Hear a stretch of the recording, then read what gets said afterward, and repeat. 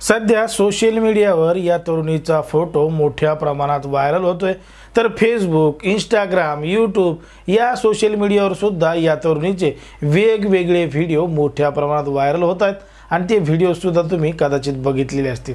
पण मात्र नेमकी ही जी तरुणी आहे ती नेमकी व्हायरल कशामुळे झाली, एवढी प्रसिद्ध कसं काय झाली, पण झाली तर झाली या सगळ्या गोष्टींमुळे तिची मोठी फजिती सुद्धा झाली।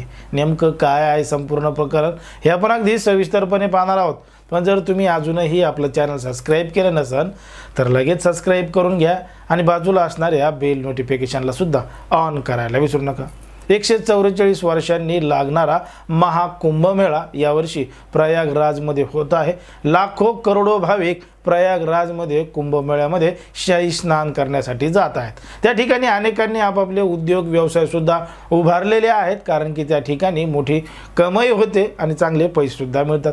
मग याच माध्यमातून त्या ठिकाणी रुद्राक्षाच्या आणि मोत्याच्या माळा विक्री करण्यासाठी मध्य प्रदेशातील इंदोरमधील एक तरुणी मोनालिसा नावाची या कुंभमेळ्यामध्ये सहभागी झाली आणि ती तिचा व्यवसाय त्या ठिकाणी करू लागली। आता त्या मोत्याच्या माळा आणि रुद्राक्षाच्या माळा विकत असताना काही सोशल मीडिया इन्फ्लुएन्सरची नजर त्या तरुणीवर पडली आणि तिचे काही फोटो क्लिक केले, तिचे काही शॉर्ट व्हिडिओ तयार केले।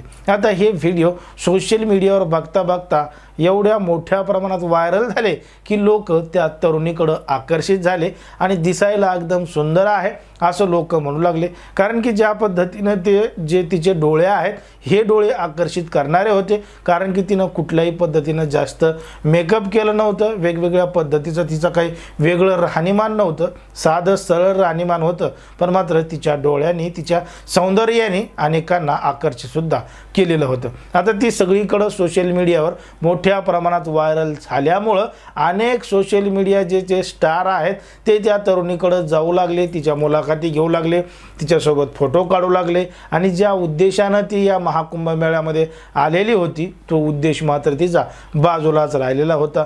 ती सोशल मीडियामध्ये मोठ्या प्रमाणात चर्चेत आली होती। मग सोशल मीडियावर चर्चेत आल्यामुळं तिचं जे उत्पन्न आहे, जी कमाई आहे ती एकीकडे थांबली होती आणि ती इकडं स्टार होत होती। आता इकडे जरी स्टार झाली तरी मात्र तिला याच्यातून काहीही पैसे मिळत नव्हते, कारण की अनेक जण तिच्या मुलाखती आणि तिच्यासोबत फोटो घेऊन निघून जात होते आणि ती जी माळा आणि रुद्राक्ष विकत होती ते काम मात्र तसंच राहत होतं। मग तिचे संपूर्ण दिवस या फोटो काढण्यामध्ये, या व्हिडिओ काढण्यामध्ये जाऊ लागला। मग तिच्या घरचे या संपूर्ण गोष्टीला तिच्या घरचे मोठ्या प्रमाणात वैतागलेले आहेत, कारण की तिच्या मागं अनेक जण फोटो काढण्यासाठी, तिचे व्हिडिओ काढण्यासाठी लागलेले आहेत।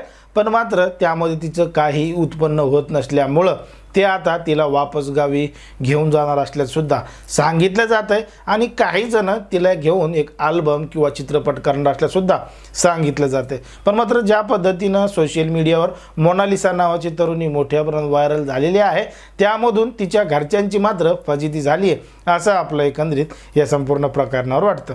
आता तुम्हाला काय वाटतं हे अगदी स्पष्टपणे कमेंटमध्ये सांगा आणि अशाच पद्धतीचे नवनवीन व्हिडिओ पाहण्यासाठी आपल्या चॅनलला लगेच सबस्क्राईब करून घ्या।